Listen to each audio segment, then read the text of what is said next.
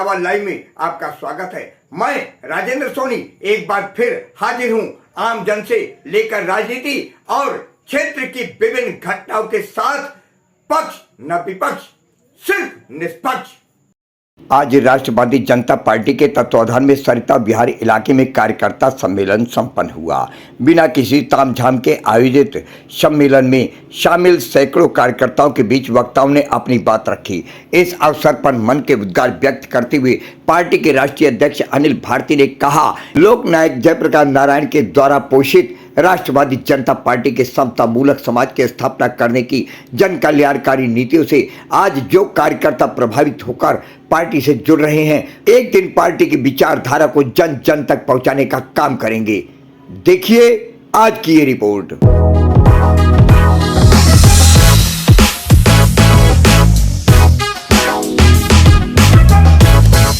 जातिवाद मिटाएंगे, जातिवाद मिटाएंगे, देश को बचाएंगे। जातिवाद मिटाएंगे, जातिवाद मिटाएंगे। हम लोग काम करना चाहते हैं लेकिन काम हो नहीं रहा। तो एक बार जोर से बोलिए, आवाज दो हमें, आवाज दो हमें, आवाज दो हमें।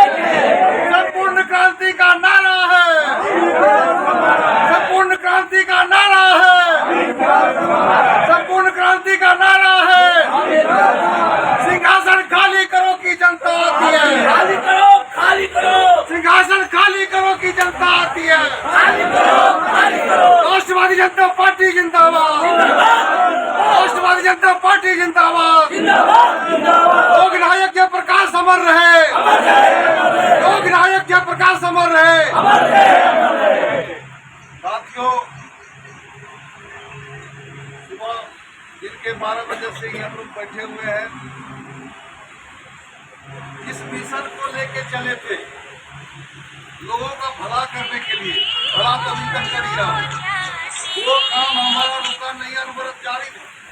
चाहे थाने का काम हो, चाहे कोर्ट का काम हो, चाहे जो MP और MLA से नहीं होता है। भारतीय जनता पार्टी के लोग भी, कांग्रेस के, आम आदमी, सब पार्टी के लोग आता अपने समस्या का समाधान करवाने के लिए।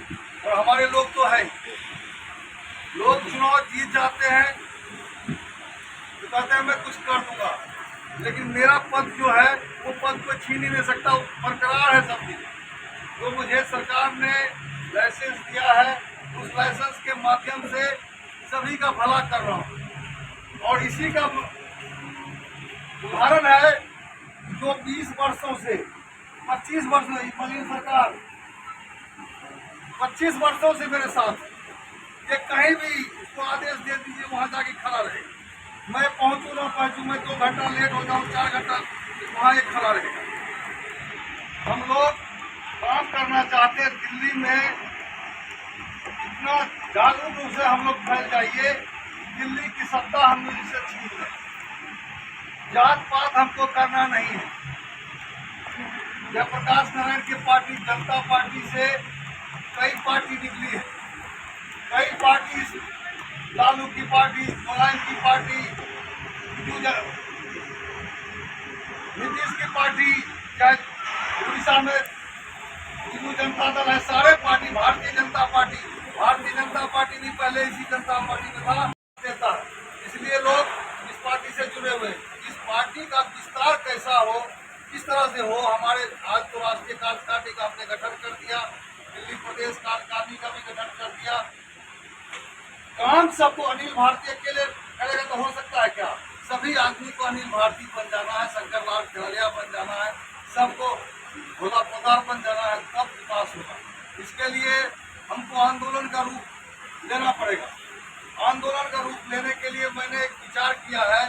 लोक नायक जयप्रकाश नारायण का जयंती 11 अक्टूबर को है। 11 अक्टूबर को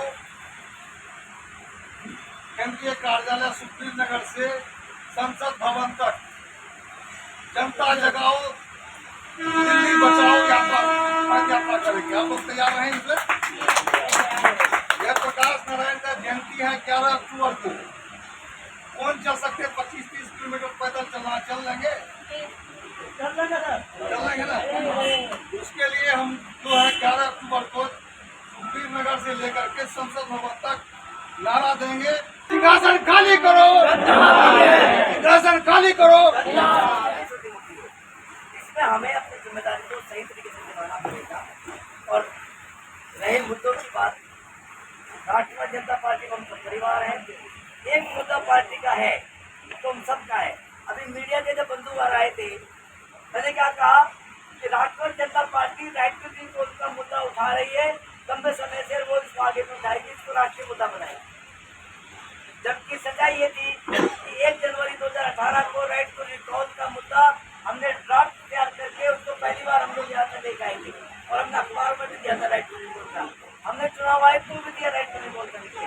हमने राष्ट्रपति जी को, प्रतिभा देवी सिंह पाटिल को भी दिया राइट टू रिकॉल होना चाहिए, लेकिन हमने दिया था, मैंने नहीं दिया। उसके बाद में जब मैं राष्ट्रीय जनता पार्टी से जुड़ा, मुझे एक बड़ी खबर पता चली कि 1974 में हमारी पार्टी के संस्थापक लोकनायक जयप्रकाश नारायण जी ने भी ये मुद्दा उठाया 1974 में, राष्ट्रीय रिकॉल का मुद्दा। मुझे गर्व हुआ यार, उन्हीं की पार्टी से जाकर जुड़ा जिन्होंने मुद्दा 74 में उठाया था। जब तक हम इनको जानता, लोकनायक जयप्रकाश जी को उन्हें तो जानते थे, लेकिन राष्ट्रीय जनता पार्टी की है हम नहीं जानते थे, ये तो बात से करने का। जनता पार्टी से सदस्य बन गए। मैं सबको एक बार आपके पास नमस्कार, प्रणाम, आदाब, सब बात है, जितने भी तरह के होते हैं सब।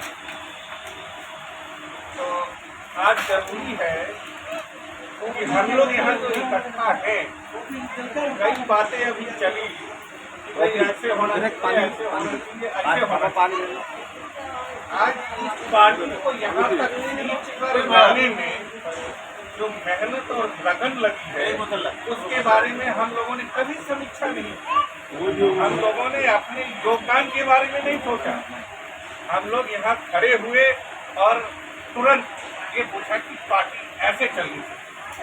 अरे हम कह रहे आज यहाँ तक पार्टी को पहुँचाने में जो राष्ट्रीय अध्यक्ष का सहयोग आपने यहाँ अपनी उपस्थिति दर्ज कराई है कार्यकर्ता सम्मेलन के दौरान, क्या कहना चाहेंगे क्षेत्र के लिए, क्या कहना चाहेंगे उन कार्यकर्ताओं के लिए जो अभी सो रहे हैं? ये हमारे पार्टी के संस्थापक देवनारायण ठाकुर जी का आश्रम है, जिनका हाल ही में देहांत हुआ था। वो मेरे बड़े भाई के समान थे, इसीलिए आज हम सभी कार्यकर्ताओं को मंथन करने के लिए यहाँ बुलाया।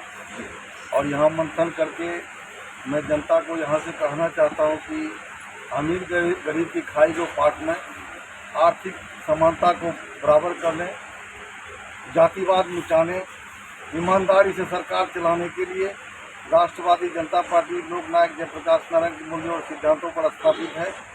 इस पार्टी के माध्यम से हम देश में जा रहे हैं और दिल्ली के सभी 17 विधानसभा से उम्मीदवार खड़ा करेंगे। यहाँ दिल्ली में हमारा पूरा ध्यान फोकस है। यहाँ से मैं यही कहूँगा कि अगर आप दूसरे पार्टी को वोट देकर के जो पछताते हैं, आपने हमारे पार्टी को अगर मौका दिया तो हम पछताने का मौका नहीं देंगे। आप राष्ट्रवादी जनता पार्टी के राष्ट्रीय अध्यक्ष हैं, खास तौर से उन लोगों को क्या कहना चाहेंगे उन नीतियों के बारे में जो समाज के जन जन तक पहुँच सके, क्या कहना चाहेंगे आपके कार्यकर्ताओं के साथ? यही कहना चाहता हूँ कि आर्थिक समानता लाने के लिए हम काम कर रहे हैं। आप लोग हमारे साथ जुड़ो और अगर हमारे साथ जुड़ते हो तो हम आपको एक ईमानदार सरकार बना करके देंगे। बहुत सारे लोग लालच के अंदर जुड़ते हैं, इस बारे में क्या कहना चाहिए? हमारे साथ कोई लालच के साथ, क्योंकि मेरे साथ जो जुड़ते हैं उसको उम्मीद है कि मुझे ही छोड़ने वाला नहीं है और वो मुझे छोड़ के भी नहीं जाते। मेरे से जो जुड़ा है, मैं 90 से कर रहा हूँ, संघर्ष कर रहा हूँ। जी जी, सन 1990 से जो मेरे साथ जुड़ा है, छोड़ के नहीं गया, मेरे साथ है अभी मेरे साथ। क्योंकि कोई भी पार्टी जिंदाबाद करने तक लोग को साथ रखता, लेकिन मैं उसके अंतिम समय तक उसके साथ हूँ।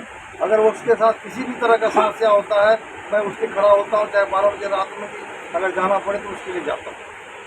उसको मैं कार्यकर्ता नहीं, अपना भाई समझता हूँ।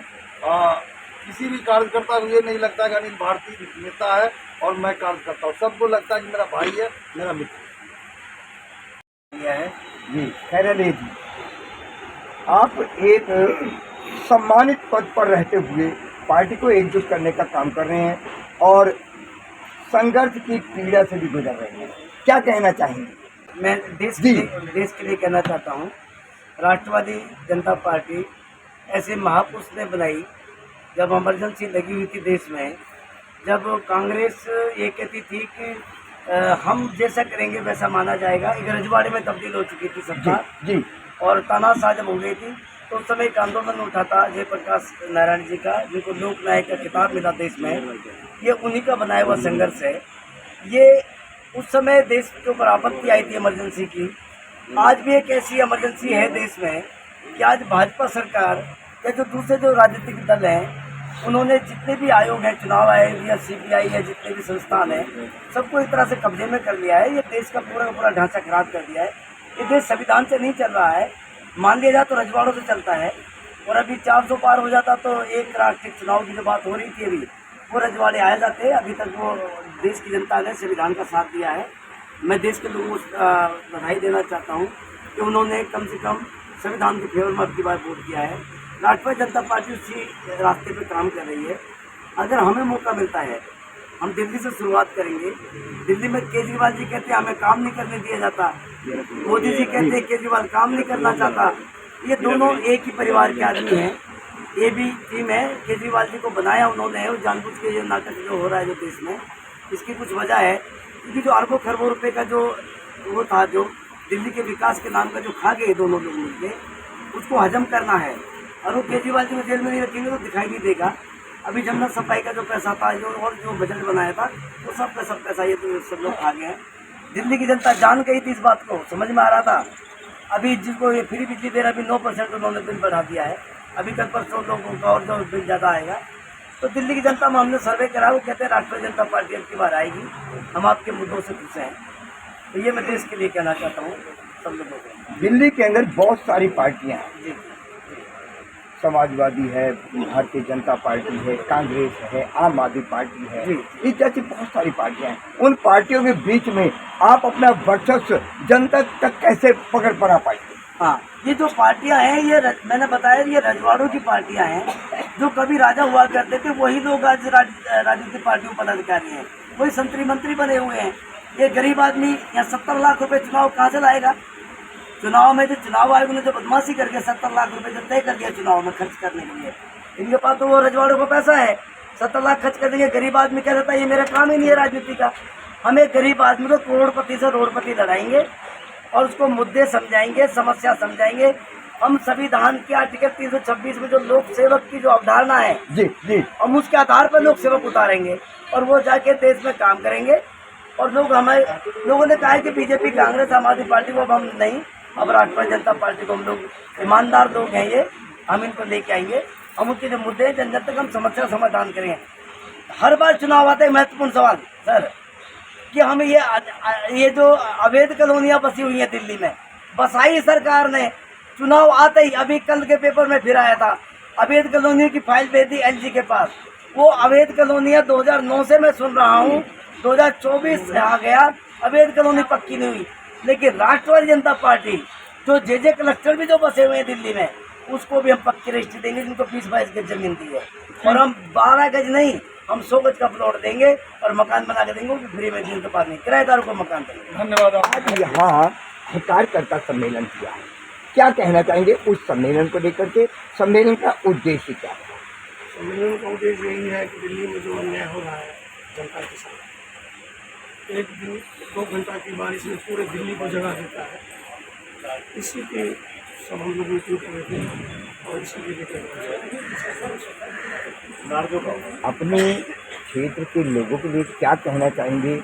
ऐसा क्या कुछ नया करना चाहेंगे जो राष्ट्रवादी जनता पार्टी की नीतियों से प्रभावित होकर आपके साथ जुड़े?